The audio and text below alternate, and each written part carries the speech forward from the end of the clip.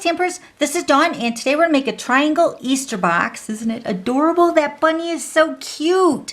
So I made these two different ways, and I'm going to show you both ways. But this way, if you open it up with the narrow end on the end as the flap over, you can also stamp Happy Easter in there. Just so cute. And then this way is the same way. You can still open it and you can get your candy inside. You could actually probably stamp the Happy Easter right there. Okay, so I got this idea from Julie DiMatteo. I believe that's her name. I'm sorry, Julie, if I just butchered your last name. But I seen her triangle box and I loved it. Thank you, Julie. So let's go ahead and get started. So let me give you all the measurements here. We're using a piece of the Blushing Bride. And this piece is cut at 7 by 9 3/4. We're going to score and cut that together.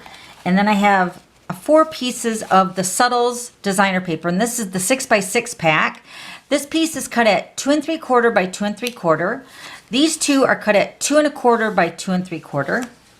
And then this piece is cut at 1 1/2 by 2 3/4. Let's grab our paper trimmer.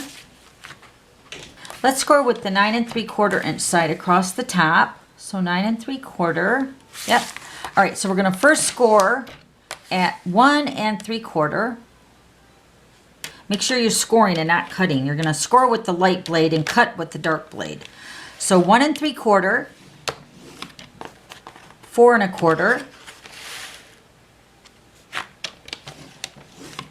and 7 1/4. Then we're going to turn it on the 7-inch side, and we're going to score this at 2 and 5. Okay, so this is what it should look like. Let's go ahead and move our trimmer. But first we're going to go ahead and fold our score lines just so that it shows up better on camera what we're doing here. So we're going to fold all the score lines and then burnish with the bone folder. So let me go ahead and do that really quick.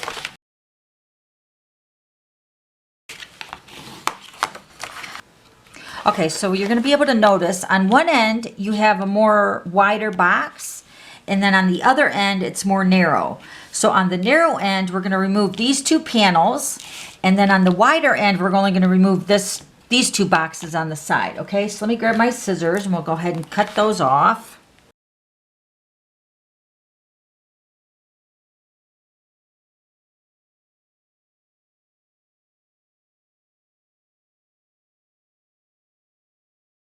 Okay, so this is what our template looks like now for our box.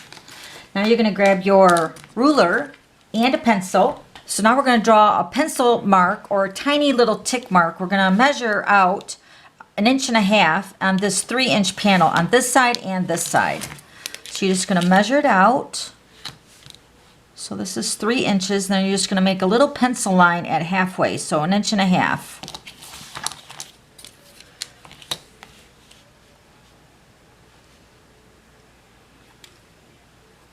Okay, so 1.5 inches on both of these panels.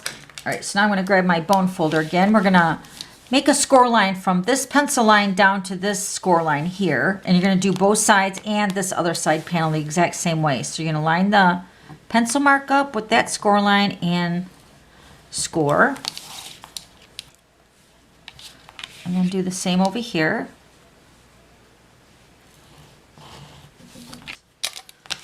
Okay, so take this side here and do the exact same thing. All right, so then you have your score lines right here that look like a half a triangle. Okay, so now we're just going to go ahead and fold those score lines. And then you can erase your pencil lines as well.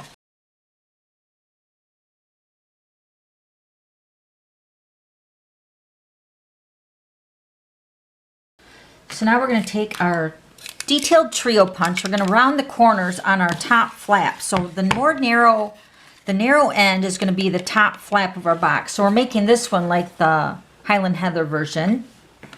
So we're going to corner around these 2 points here.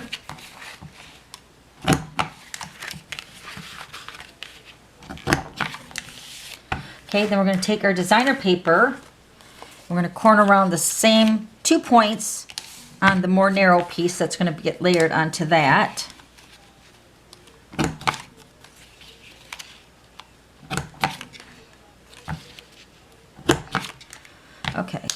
Okay, so I'm going to go ahead and grab our magnets now. Now these magnets, I'll have the link listed below to where I bought these magnets. And the thing with these magnets is they're only magnetized on one side. So you can see, hopefully you can see that these are two magnets. They're very, very thin. Let me peel them apart here. Let me see if I can do that. If you just like do your finger like you're snapping your finger, you can snap them apart. So there's one there and there's one there. Okay? So, but when they snap together, whoop, hold on. This is the part that's magnetized. So we're going to put a glue dot on one end here. So let me grab my, take your pick tool. We're going to grab 2 glue dots. We're just going to put 2 glue dots on one end of the magnets. Remember, the magnets are together here. I find it easier to work when they're snapped together here. Okay, so then on your bottom flap, so this is the way the box is going to be closed up. Let me show you here. Okay, so it's going to fold over like this. So what I'm going to do is I'm just going to go ahead and place this magnet with the 2 glue dots facing down, and I'm going to put them right about right there. I'm just going to pinch that so that glue dot really grabs that cardstock really nicely. And then that other magnet is still attached. So what we're going to do is we're going to put 2 more glue dots on the other side, which is the facing side up.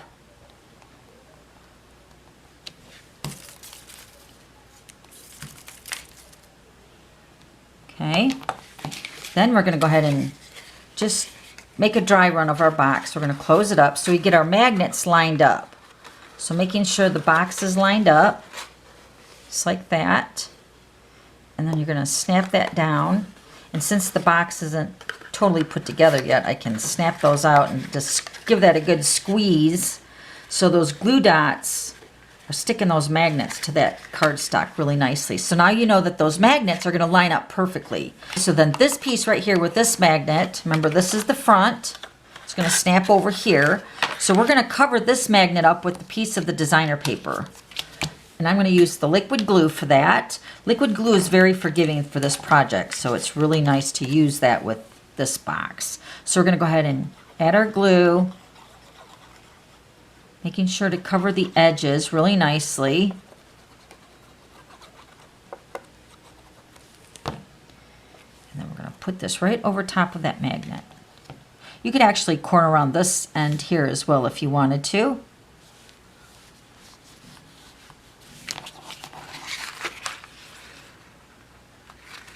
Okay, so press that down, holding that for just a couple seconds so that glue adheres down really nice. So let's go ahead and add our other pieces.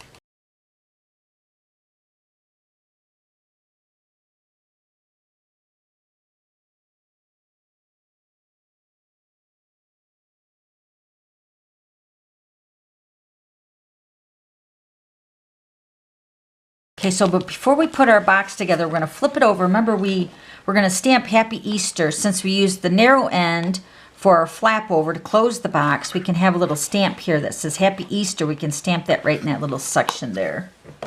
So let me grab my Memento ink.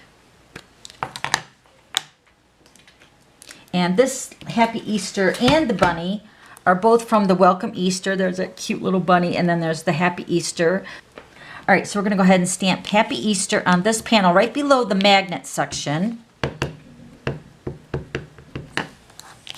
Just pull this together here. Stamp it right about there. So cute. Little crooked, but that's all right. Go ahead and put our box together. So we're going to grab our liquid glue again. Now your triangles are going to fold in. So what we're going to do is we're going to put adhesive on these 2 triangles, one here and one here. And then you're just going to fold this up and adhere it down.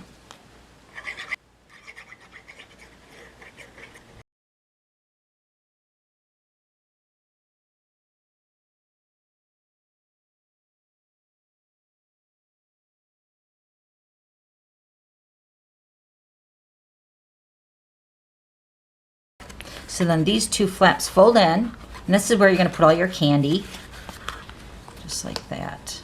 Isn't that cute? All right, now let's go ahead and color our Easter bunny. So I went ahead and cut out the little Easter bunny and the scallop edge with the Blushing Bride with the layering circle dies. And these are the markers we're going to use today. So let me grab them. We're going to use the crumb cake and the combo, the pool party, and then the flirty flamingo and the light. So let me go ahead and color in our bunny.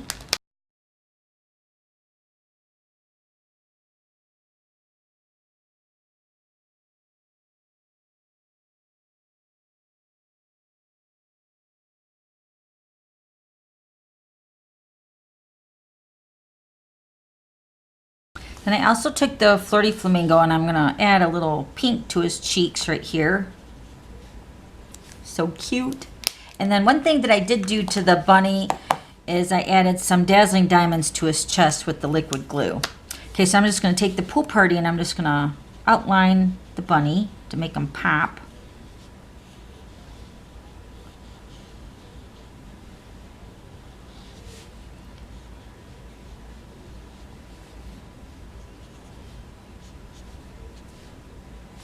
So cute. All right, then we're going to go ahead and layer this onto the blushing bride. Now, one thing that I did do to the Highland Heather one is I added some Stampin' Dimensionals on the back side of the top half. But this one, I'm just going to add the snail. So remember, when you're putting them on the box, you just want to put it at the top section on the back. And this is because the bunny is going to lift with the lid when you open it. Just like that. Isn't it cute? Oh my gosh, I love it. How adorable. All right, so there's the blushing bride. And this one is the petal pink. So cute. And then this one is the Highland Heather, which is like this one with the narrow flap over. Can you tell? And then this is with the other end. You can still stamp Happy Easter down here on this flap if you wanted. I just wanted to show my club girls that there's really no mistake on whatever end you wanted to close with the closure for this cute little triangle box. Okay, so that's it. Okay, so if you have any questions, just let me know. I'll have all the items listed below. And then don't forget to subscribe to my YouTube channel so you don't miss any future videos. Okay, thanks for stopping by. We'll see you later. Bye.